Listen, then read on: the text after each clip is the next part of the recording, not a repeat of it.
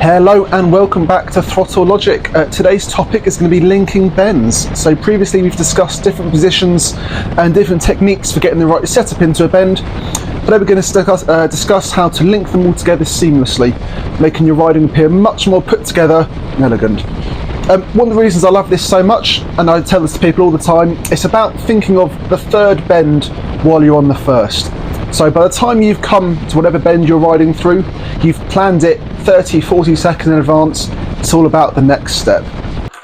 And so what does linking bends actually look like then? It involves essentially using your vision to get to a point in the corner where you are able to see as far around the corner as possible in order to gauge that next bend, i.e. linking the bends as you're moving through.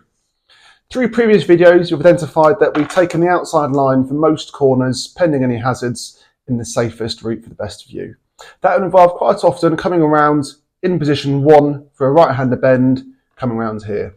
What we need to make sure is, as we identified previously, our line of best sight, which is going to be to the next corner, is identified as early as possible to aid you building that riding plan.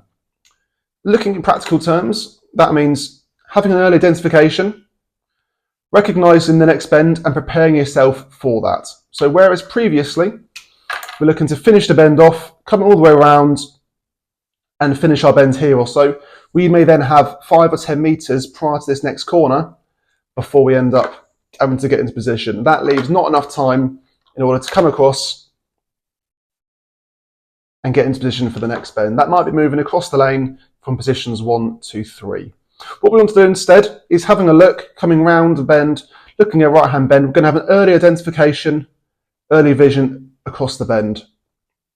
We want to then make sure that using our vision, we can build our riding plan, coming around the bend, shaping our curve,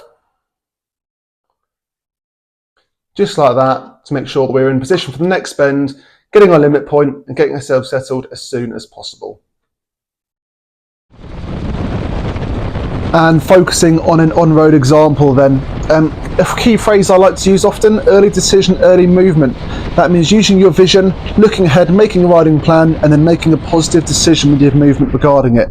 As always, using your information phase here, making sure we're taking notice of all the signs around us, with this sign indicating double bend ahead.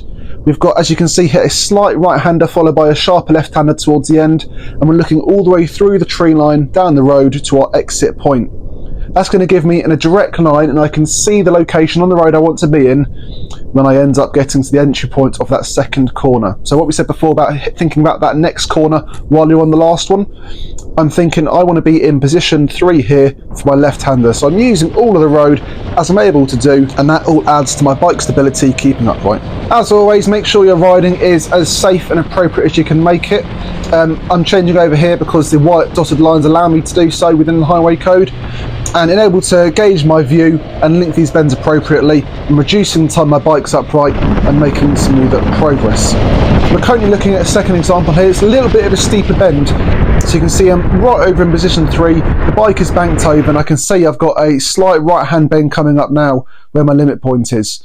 I'm going to have to think about moving over to position 1 here, so straight away, early identification, early decision, early movement, and moving across. All we're allowing ourselves to do here is just plan for the road ahead, making sure that by the time we get to that second bend, we're in position. We're not running out of road or taking a turn too tightly because we've misjudged the first.